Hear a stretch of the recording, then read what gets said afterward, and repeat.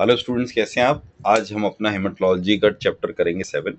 ये है mainly ABO blood grouping के ऊपर, यानी ब्लड ग्रुप ABO हम कैसे निकालते हैं, उसके पीछे का प्रोसेस क्या है, एंटीजन एंटीबॉडी रिएक्शन कैसे होते हैं। मेजरली हर किसी स्टूडेंट को इसका ब्रीफ आइडिया होगा।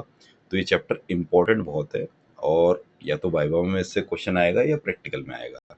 या तो ABO आपको ब्लड ग्रुप निकालने के लिए दे देंगे, तो उसका भी आपको बेसिक कॉन्सेप्ट पता होना चाहिए, और मैं एक बार में ऐसे करा दूंगा कि आपको याद हो जाएगा। या फिर आपका थ्योरी बेस्ड क्वेश्चन आ सकता है। मैंने तो जनरली देखा है कि इस पर थ्योरी और प्रैक्टिकल दोनों आता है, इतना इंपॉर्टेंट टॉपिक है। लेकिन क्योंकि हर किसी स्टूडेंट ने इसका बेसिक पढ़ा हुआ है, तो उसको बहुत लंबा नहीं खींचेंगे, क्योंकि उसमें फिर स्टूडेंट का रिटेंशन नहीं हो पाता। मेन चीज़ें अपनी करते हैं। इंट्रोडक्शन। ह्यूमन बॉडी में कई ब्लड ग्रुप सिस्टम होते हैं, पर सबसे इंपॉर्टेंट होता है ABO ब्लड ग्रुपिंग। इस चैप्टर में हम antigen antibody reaction, ABO grouping और लैब टेक्निक्स को समझेंगे। ठीक है। कॉमन टर्म्स क्या है हमारे इम्यूनोहेमेटोलॉजी का। एंटीजन। एंटीजन फॉरेन प्रोटीन होता है जिससे एंटीबॉडी बनती है। ठीक है।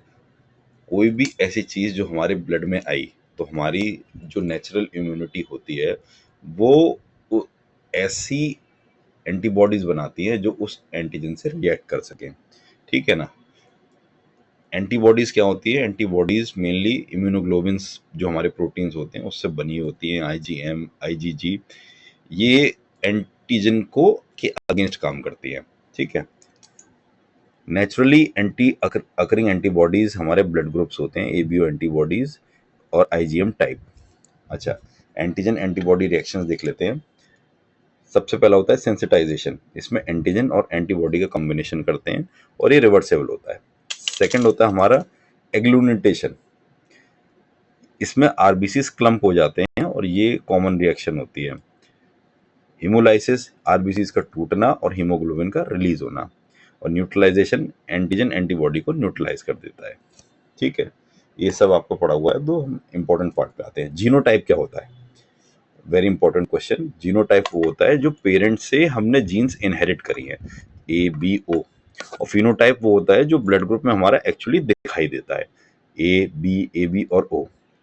अब देख लेते हैं ABO ब्लड ग्रुप सिस्टम। देखिए, मैं आपको सिंपल तरीके से बताऊंगा। जो आपका ब्लड ग्रुप होगा, उसी ब्लड ग्रुप की एंटीजन आपकी बॉडी में प्रेजेंट होंगे। ये एक थंब रूल आपको ये याद करना है। जैसे कि आपका ब्लड ग्रुप अगर A है, तो आपकी बॉडी में एंटीजन होगा A। इसको एक बार माइंड में फिक्स कर लीजिए, इससे आपको आगे का याद हो जाएगा। ऐसे ही अगर आप में आपका ब्लड ग्रुप है B, तो उसमें एंटीजन B प्रेजेंट होगा। ठीक है। और ब्लड ग्रुप अगर AB है, तो उसमें antigen for A will be present and for B will also be present, यानी दोनों का एंटीजन होगा। और ग्रुप O में कोई एंटीजन नहीं होता, इसीलिए हम उसको ब्लड ग्रुप O कहते हैं। अच्छा, एंटीबॉडीज कैसे होती हैं। जो आपका ब्लड ग्रुप होगा, उसके अगेंस्ट जो ब्लड ग्रुप होगा, उसकी एंटीबॉडी आपके ब्लड में होगी। जैसे मान लीजिए आपके ब्लड ग्रुप है A, तो आपके में एंटीजन तो होगा ब्लड ग्रुप का, लेकिन एंटीबॉडी होंगी B का। जिससे कि अगर B ब्लड ग्रुप कभी एंटर करता है आपकी ब्लड स्ट्रीम में, तो तुरंत आपकी एंटीबॉडी उसको रिएक्ट करके उसका हीमोलाइसिस कर देंगे, जो हमने ऊपर पढ़ा था, यानी RBC को तोड़ के निकाल देंगे बाहर उसको। ऐसे ही जो ब्लड ग्रुप B है, उसमें एंटीबॉडी तो A के अगेंस्ट प्रेजेंट होगी और एंटीजन B का प्रेजेंट होगा।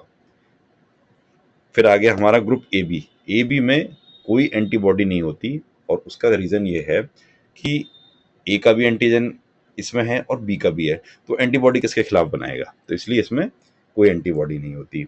और जो हमारा ग्रुप है O है, उसमें क्योंकि कोई एंटीजन प्रेजेंट नहीं था, तो दोनों हमारे एंटीबॉडीज होंगी, यानी A के लिए भी होगी और B के लिए भी होगी। फिर हम टेक्निक्स देख लेते हैं अपनी। सबसे जो कॉमन आती है और जो प्रैक्टिकल भी आपको करवाया जाता है, वो स्लाइड टेक्निक ही होती है। उसमें एक तो रिजल्ट बहुत क्विक निकल आता है और बहुत इजी होता है। एक स्लाइड लेनी है आपको, बेसिकली 4 स्लाइड लेनी होती है। एक पे 4 स्लाइड पे दोनों कॉर्नर पे आप डालेंगे वो ब्लड ग्रुप जिसको आप टेस्ट कर रहे हैं। चाहे तो आप अपना फ्रेश निकाल लीजिए, चाहे EDTA वाइल का डाल दीजिए। विदाउट एंटीकोगुलेंट आपको कोई ब्लड उसमें यूज नहीं करना है, क्योंकि उसमें ऑलरेडी कोगुलेशन स्टार्ट हो चुका होगा, तो आपकी वैल्यू गलत आएगी। यानी या तो पर्पल वाइल का लेना है या फ्रेश ब्लड लेना है। दोनों स्लाइड पे आपने 2-2 बूंद डाली दोनों कॉर्नर पे। फिर आपको एंटीसेरा ए लेना है, एंटीसेरा बी लेना है, और उसको किसी चीज को लेके उसको मिक्स कर देना है। तो आप देखोगे कि जहां पे भी ब्लड ग्रुप फटेगा, मैं आपको हिंदी भाषा में इसलिए समझा रहा हूँ, जहां पे भी ब्लड फटेगा वही आपका ब्लड ग्रुप है। जैसे मान लीजिए आपने एंटीसेरा बी डाला और वो फट गया, बी वाला पॉइंट, बी वाली ड्रॉप फट गई, तो ब्लड ग्रुप आपका बी आएगा। अगर ए फटा है तो ए आएगा, ठीक है। अगर दोनों फटे हैं, आप ये भी तो कह सकते हैं कि भाई दोनों फट गए हैं तो ए भी आएगा, और कोई नहीं फटा है तो ओ आएगा, ठीक है। इसके फायदा क्या होता है कि बहुत ही कम कॉस्ट में आप ब्लड ग्रुप निकाल लेते हैं, और नॉर्मली ऐसे ही ब्लड ग्रुपिंग आइडेंटिफाई होती है। फिर हो गई ट्यूब टेक्निक। ट्यूब टेक्निक में क्या है कि पेशेंट का हमने वो ले लिया आरबीसी, और हमने जो एंटीसेरा था वो यहाँ तो हम स्लाइड में ले रहे थे, वहाँ पे ट्यूब में ले लेते हैं। उसमें भी हम ये देखते हैं कि भाई क्लम्पिंग कैसे हो रही है। बस इसमें एडवांटेज ये होता है कि हमारे पास जो ट्यूब है उसमें काफ़ी ज़्यादा क्लम्पिंग हम देख लेते हैं, तो हम कंफर्म हो जाते हैं कि भाई कोई डाउट नहीं रहता। क्योंकि कई बार क्या होता है, स्टूडेंट से क्या मिस्टेक हो जाती है कि उनको ब्लड ग्रुप लेने में टाइम लग गया, या गलती से उन्होंने विदाउट एंटी कोगुलेंट वाली लाल वाइल का ब्लड उसमें यूज़ कर लिया, तो उसमें तो ऑलरेडी क्लम्पिंग होती है। या ईडीटीए वाइल ले ली जो बहुत पुरानी रखी हुई है, तो उसमें भी रिएक्शन में दिक्कत आती है। तो वो सारे मैनुअल एरर्स इसमें निकल आते हैं। थर्ड हो गई हमारी माइक्रोप्लेट टेक्निक। माइक्रोप्लेट में 96 वेल की हम प्लास्टिक ट्रे लेते हैं, उसमें थोड़ा सा रिएजेंट ये डालते हैं और मशीन में लगा देते हैं, ठीक है। इसमें एडवांटेज क्या होती है कि एक तो मशीन से बिल्कुल एक्यूरेट रिजल्ट आता है, और दूसरा आप बहुत सारे ब्लड ग्रुप एक साथ कर देते हो, ठीक। लेकिन ये जो मशीन्स होती है वो केवल हायर सेंटर में होती है, क्योंकि ब्लड ग्रुप हर किसी को नॉर्मली पता होता है और एक ही बार आदमी को टेस्ट करवाना होता है ये। फिर आजकल एक जेल कार्ड टेक्निक भी आ गई है। जेल कार्ड टेक्निक में क्या होता है, माइक्रो ट्यूब्स के संग हम जैसे मलेरिया कार्ड होता है या डेंगू का कार्ड होता है, वैसे इसमें कार्ड होता है। उस कार्ड पे आपको ब्लड सैंपल डालना है, ब्लड सैंपल्स डालना है और ट्यूब लगा देनी है।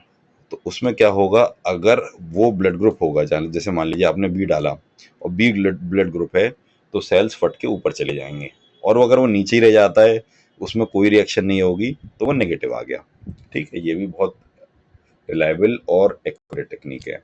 बेसिक आपको फंडा ये याद रखना है, जो भी एंटीसेरा आप डालोगे, अगर वो डालने पे ब्लड फट रहा है तो वही ब्लड ग्रुप निकल के आएगा। आपने एंटीसेरा बी डाला और ब्लड ग्रुप फट गया तो बी है, एंटीसेरा ए डाला फट गया तो ए है। चाहे आप किसी भी टेक्निक में करें, मेन आपको एग्लूनेटेशन चेक करना है ब्लड का, ठीक है। ये टेबल आप देख लीजिएगा, मैंने आपको बहुत डिटेल में समझा दी है, तो दिक्कत आएगी नहीं। मेन बात यही है, और ये टेबल अगर आप एग्जाम में बना के आएंगे तो एग्जामिनर आपका बाकी आंसर ढंग से पढ़ेगा ही नहीं, वो समझ जाएगा स्टूडेंट को सब आता है। ये टेबल इतनी इंपॉर्टेंट है, और मैंने भी एग्जाम में यही बना के आई थी, क्योंकि अगर क्वेश्चन लॉन्ग में आया और तैयार कर रखा है शॉर्ट, तो आप उसको कैसे लिखोगे। और ये कुछ ऐसे क्वेश्चंस होते हैं जो बहुत एक्सपेक्टेड होते हैं कि ब्लड ग्रुप तो यार आपको पता होना चाहिए ना। अगर हेमाटोलॉजी का बेस क्या है, ब्लड ग्रुप है, तो इसमें आप याद कर लीजिए, ब्लड ग्रुप ए में एंटीजन ए होगा और एंटीबॉडी बी होंगी, एंटी बी। ऐसे ग्रुप बी में एंटीजन होगा बी और एंटीबॉडी होगी ए। ए बी में दोनों एंटीजन होगा, कोई एंटीबॉडी नहीं होगी, और ओ में कोई एंटीजन नहीं होगा, दोनों एंटीबॉडी होंगी। इसी तरीके से चैप्टर हमने तैयार कर लिया, और मैं अगेन रिपीट करता हूँ, मोस्ट आईएमपी चैप्टर है ये, क्योंकि प्रैक्टिकल का भी क्वेश्चन है इससे, थ्योरी का भी क्वेश्चन है। जनरली दोनों ही करवाए जाते हैं, आपसे ब्लड ग्रुप डिटर्मिनेशन कराया जाएगा आपका प्रैक्टिकल में, और इस पर एक शॉर्ट आएगा ही आएगा, तो इसको ढंग से तैयार कर लीजिएगा। Thank you.